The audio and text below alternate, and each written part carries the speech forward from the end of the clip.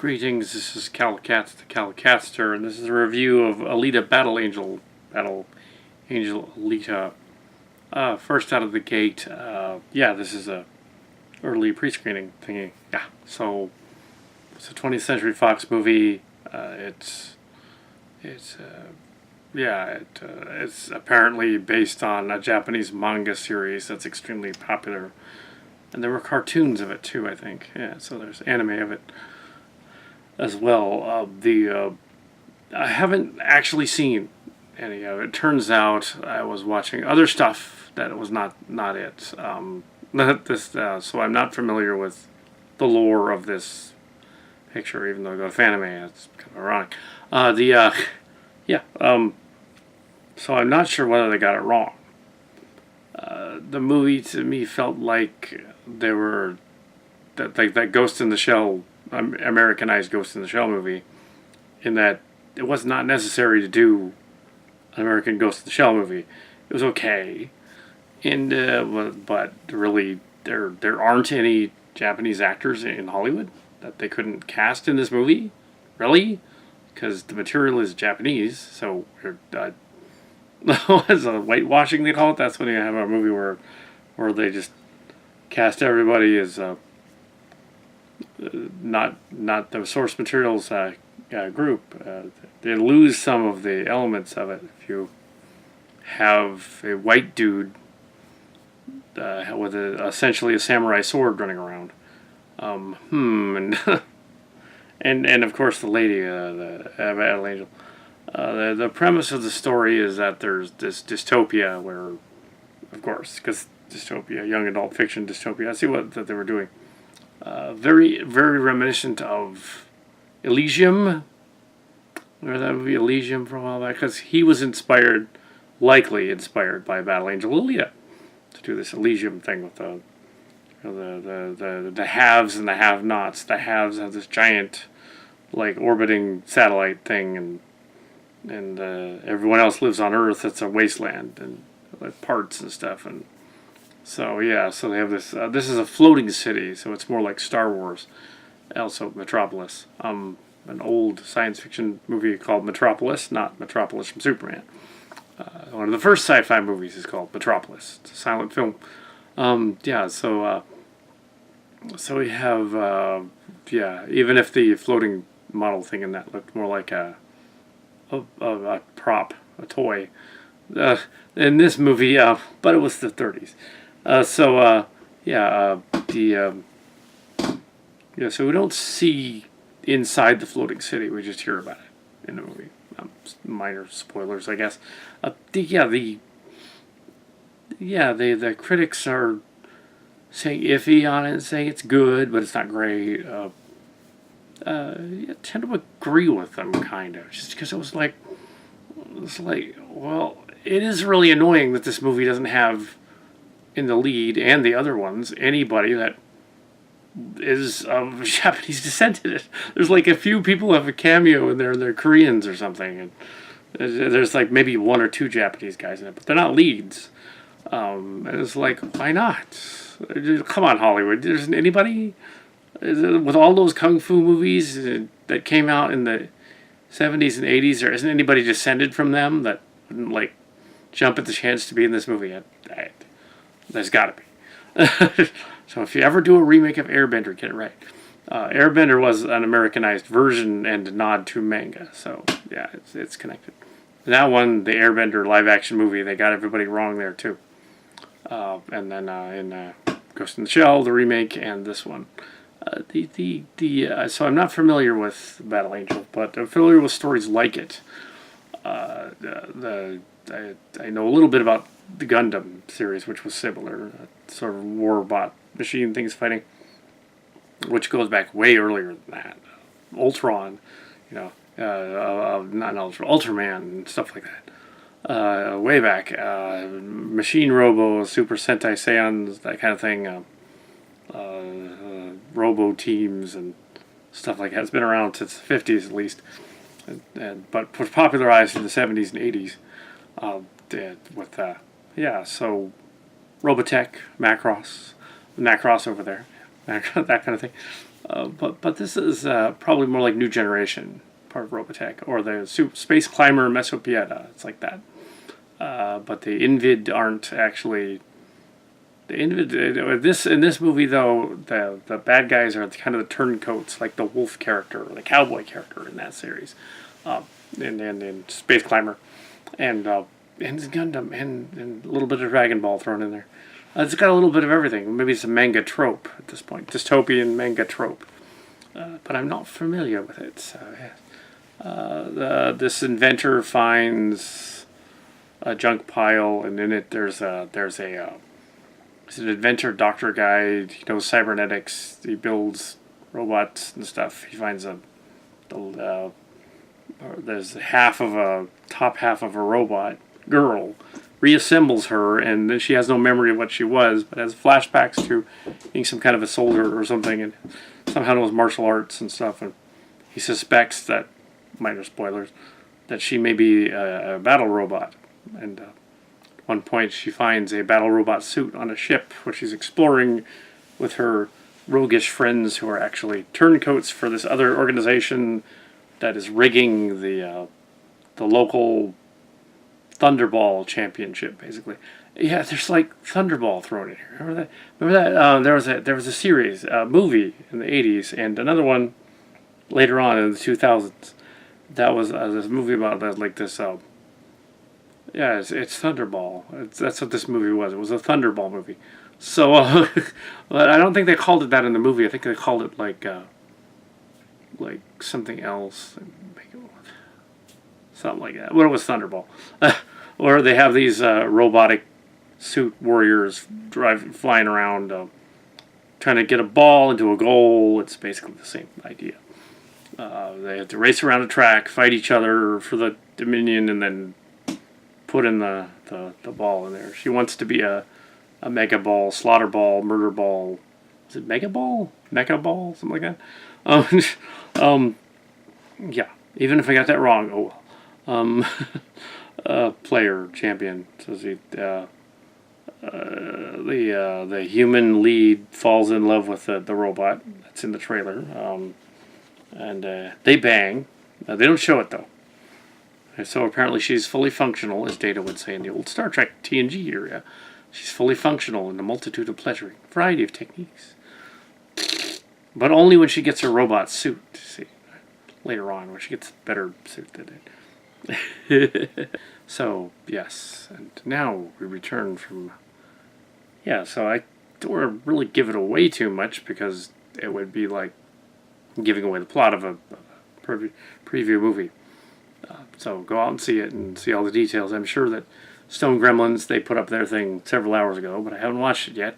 And I'm sure Angry Joe will do one of it too. And probably he knows more about it, so he's probably going to be like, "Wait a minute, they didn't do this right." And I'm not gonna know. But the basic plot is sort of a cross between The Maze Runner and Elysium, with a little bit of District 9 thrown in there. But without aliens. It's mainly humans fighting other people, so it's more like that show The Expanse, which is ripping off Battle Angel, and other things in Robotech. This is such an original idea, humans fighting other humans and stuff. It's like, isn't that the plot of the second Robotech series in the 80s? No, it's totally original. No, it's also the plot of Gundam. But yes, because the aliens. Although in Gundam it was more of a military games kind of thing going on. Kind of like, yeah, but it wasn't Slaughter Ball. It was like the AIs took over and stuff. It was like games. Anyway, so yeah, this is a weird thing. It has, yeah. No, can't give away too much though. There were turncoats everywhere. There was the doctor lady who was once married to that scientist, and they had a daughter, but she was killed in an attack by these rebel guys, these bounty hunter dudes. I guess I killed her. And before they could build her a body, so the scientist gave her body to the robot lady when he found her.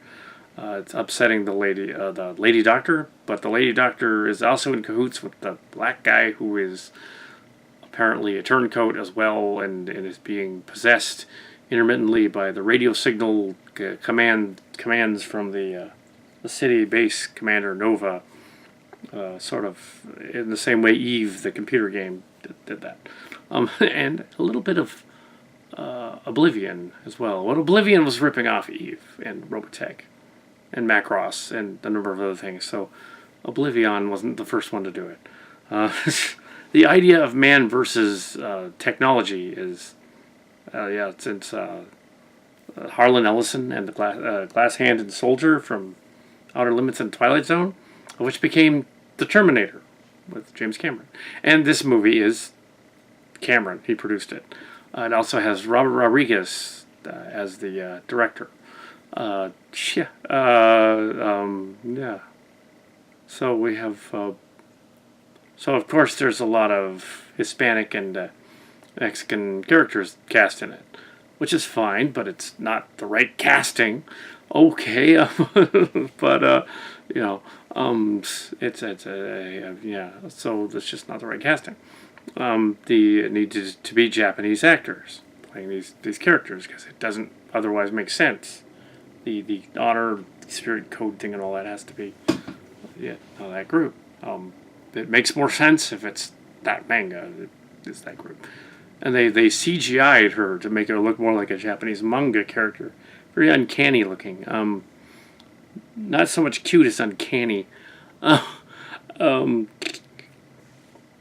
times the face changes in and out, though, a little bit.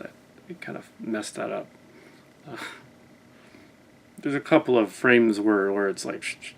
It was in 3D, so it was hard to watch it. But no, it was and the technology of the base and the defenses, apparently it's the floating city is tied down with these tethers that have these like hunter-killer zapper things that go down the rails.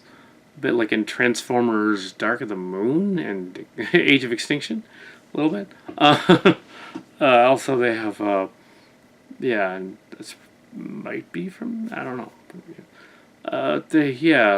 She wears the Battle Angel suit at one point, so that's cool. But that's in the trailer, and there's a lot of kung fu in it, even though it's said to be this super secret form of martial art. It's kung fu and karate mixed together. She's a better metal bender than the metal benders in Korra. No. They could cast her in Korra, I guess. But again, that would be wrong. The boyfriend, if they make an American version of the movie, the boyfriend would be good as Rick Hunter. Yeah, the guy that played the boyfriend would be the Rick Hunter. Yeah. But again, that would be the wrong casting. They would have to find somebody Japanese, just because it looked better. So... But, I don't want to give away too much of it. Some of the premises is the parts that are kind of silly and that don't work, although the rest of it does kind of work.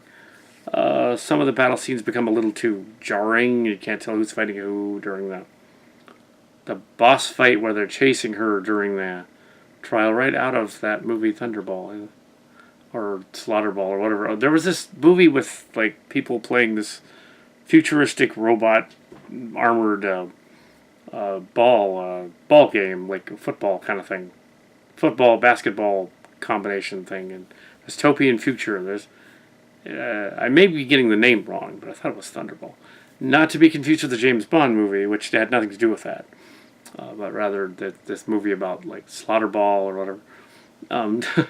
But yeah, there's been a couple of movies like that had that theme. Real Steel kind of had that theme, but that was boxing. But it was kind of combined with kickboxing. So, which Real Steel was also loosely based on an old Twilight Zone episode, actually.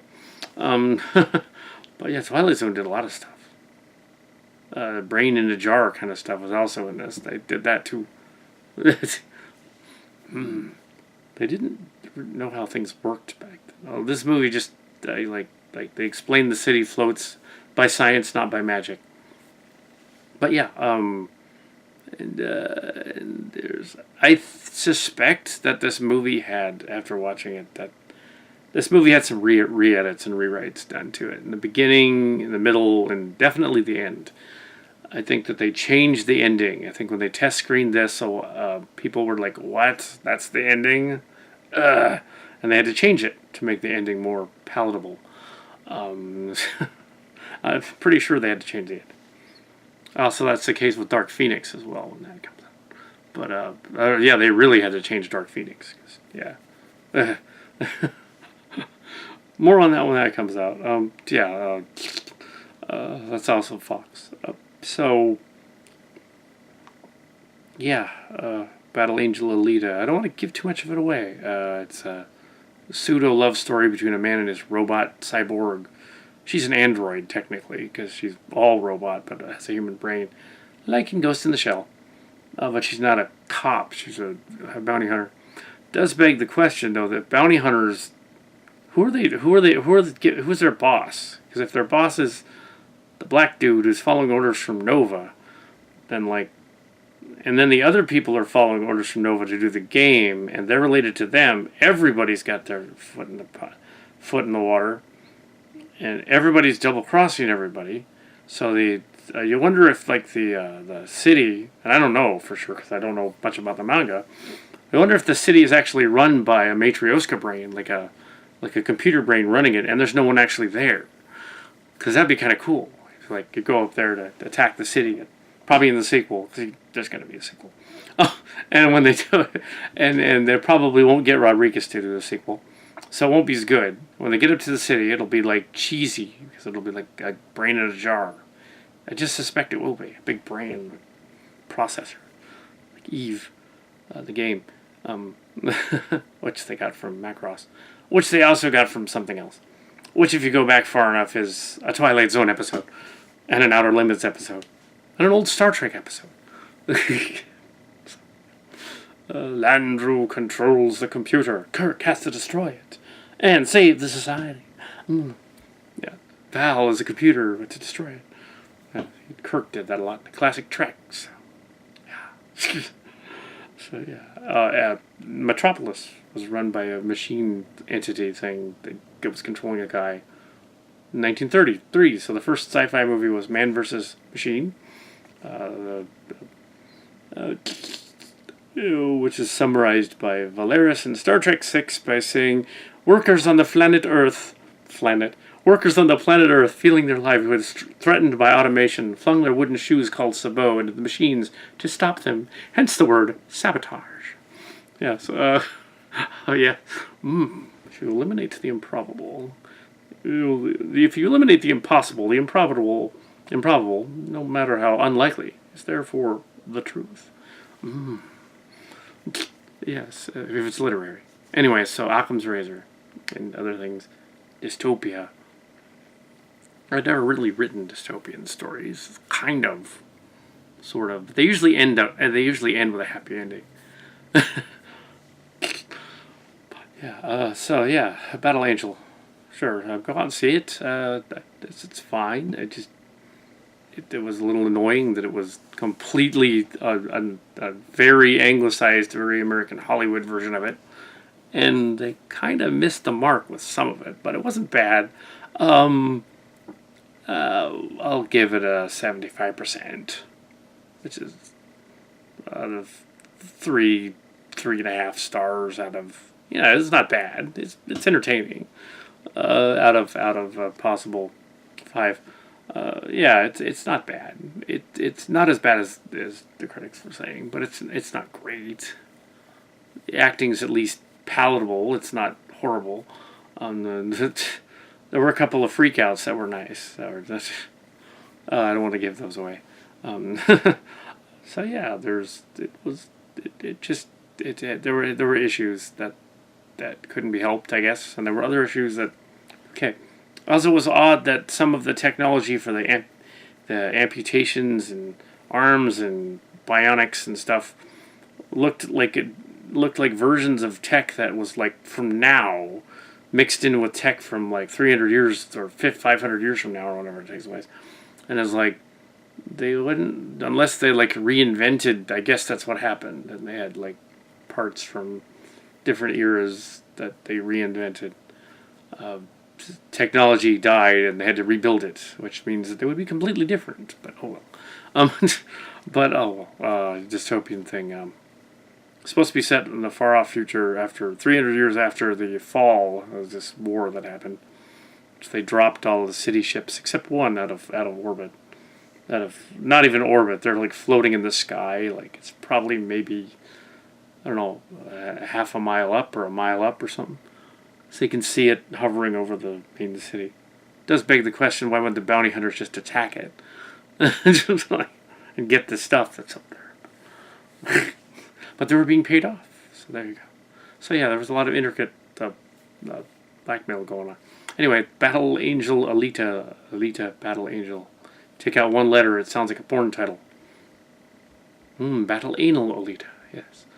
And yes, there most likely is Rule 34 of this movie. I don't recommend you see it.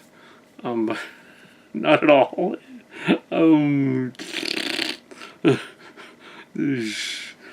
Robot. Frank Zappa would like this movie because he had a song about a magical pig with marital leads stuck all over it. See, a song about cyborg sex. So he would find this. They don't show it, so yeah. Yeah, they don't show the sex. They just imply it. They start kissing, and then they cut to the next scene when they're like being all tender afterward. They do not show that part. So if you're disappointed, you'll be disappointed that they do not show him actually with her. But yeah, they totally banged. Anyway, this is a Battle Angel Alita. Yeah, yeah. She would probably kick his butt if he did anything wrong.